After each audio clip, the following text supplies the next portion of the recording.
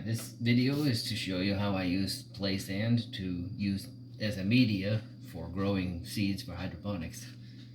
This is regular play sand from the hardware store. You don't have to, but I'm going to separate the larger pieces from the smaller grains. And I do that by using this splatter guard that I cut out. I got it from the dollar store. I cut it out and put it into this 5-gallon bucket. You can just use it without cutting it out, but this can make it easier. And then make sure your lid's on there decently. Just pour it in.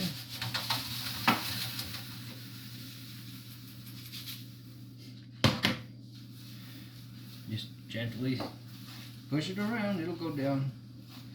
I like this splatter guard because it gets rid of the really fine sand.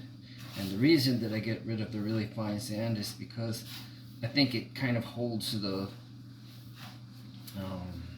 seedlings a little bit tighter. So getting rid of the super fine sand helps with that. I'm going to have to step this down to finish this off. Whoopsie.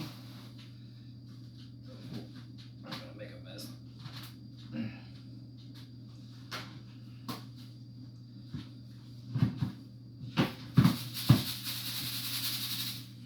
So, as you can see, I didn't get a whole lot of sand out of that.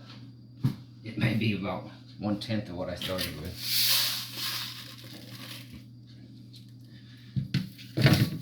But I want to see if you can see the difference between the two sands. This is the really fine grain. I hope you can see it. And this is the coarse grain. So after I've done that, I'll get 2 containers of similar size. I'll poke holes in the bottom of one of them and put some water in it. Put my seeds on top if they're lettuce seeds, and if they're not lettuce seeds and they need darkness, I'll cover them with some sand. These have been in there for 6 days, and I haven't added any water to them. They're doing just great. You hopefully can see the little sprouts coming up. These, this is also a double container. These have been in there for probably 50 days growing with just rainwater, so.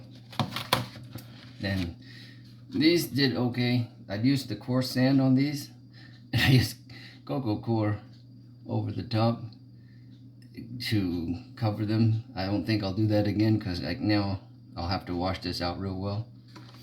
And then this one I did not separate the coarse and the fine grain, and you can see all the sand went right down into the holes because this is the grow tray. But to get them out, all I do is to flood where I'm going to work, and then it comes right out. Now if you're doing regular hydroponics, that is to say, if you're not doing Dr. Cracky, this is not going to be a good method because you're going to end up with things that can clog your pump unless you're very meticulous about cleaning this off. And then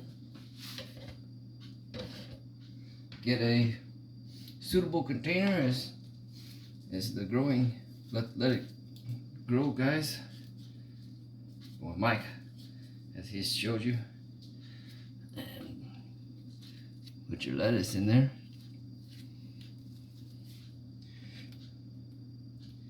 Get it down in the hole. And that one's ready to go. Another method I've used for holding them. Let's get one of these out. Let's pour a little water in here.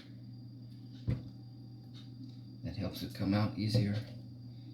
I'm not going to bother cleaning this because it's Dr. Cracky method.